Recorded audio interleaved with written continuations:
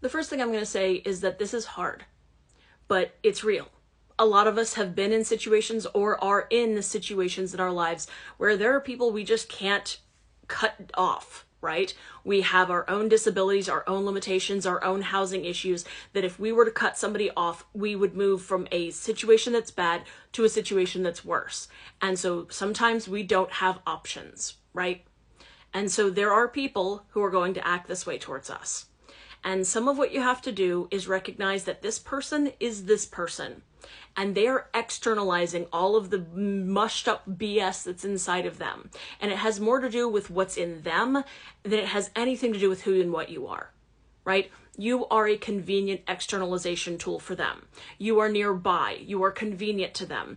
That means that this is just going to be, you could be insert person X right there, and they would do the same thing to them, right? They will do this because that is what they need to do. You may be the emotional dumping ground. You may be the shunt for their anger because they can be angry at you, but maybe not their spouse, right? They don't feel like they can be angry at that person because that person has more power and authority than them, but they can be mad at you, right? Because they can push that anger inside themselves on you. And it has more to do with what's going on with them than it ever did with you. So my suggestion is, if you cannot get out, if you cannot find ways to be out of this situation, which I understand, there are just realities for a lot of us in our lives where there's nothing that can change right now. With that, gray rocking is a tactic. I know you mentioned it in your other comment, but gray rocking may not be the best option in all circumstances where you have to continue staying in that situation, right? Because gray rocking can make the person more volatile. So sometimes it's playing a game of hot or cold, knowing what they're going to do and knowing their cycles sometimes, just patterning out who they are as a person, knowing, okay, they had a bad day, something dysregulated them, I'm going to get yelled at. It doesn't matter what it is today. It's going to be, I get yelled at for 15 minutes. And it's not about me, because I know that that's their pattern. They got dysregulated about something shifted, I'm going to get yelled at for 15 minutes. Okay, mentally set a timer. Sometimes this can be really helpful. I do this in my own head. Sometimes deciding that you're going to narrate inside your own head like it's a nature documentary can help. Just don't actually laugh while you're doing this. All right? Laughing is a bad idea. But if you can mentally be like, I don't care if you want to go the British, kind of, and there we have the mother in her natural habitat. I don't know, or if you want to do the Steve Irwin kind of thing, right? Doesn't matter. Something along those lines, something in your own head that allows you to entertain yourself through whatever this is, let you know it's not about you. It's just their pattern. That's what they do.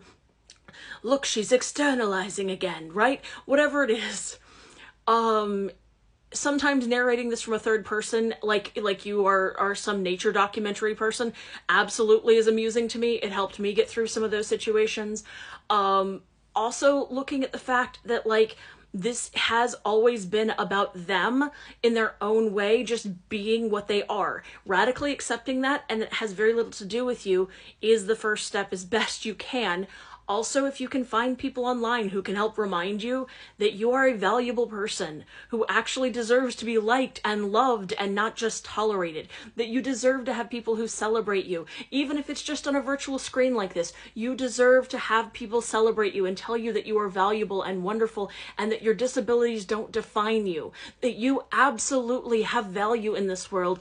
And just because you have one messed up person who is dumping their crap on you does not diminish your value, right?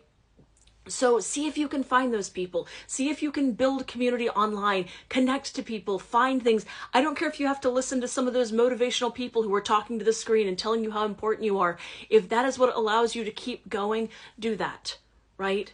Because these are the things that some of us have to do. We cannot necessarily change our circumstances. We cannot necessarily change the things that are happening, and we can't necessarily get rid of people who are that toxic around us. So sometimes we have to do what we can, right? a little bit of humor, a little bit of reflection and patterning to recognize what may be more functional than not in terms of responding behavior or not responding, and seeing if we can find some people who support us, even from a distance, to remind us that we all have value, that we all have the right to be treated well, and try to do the best we can to keep surviving.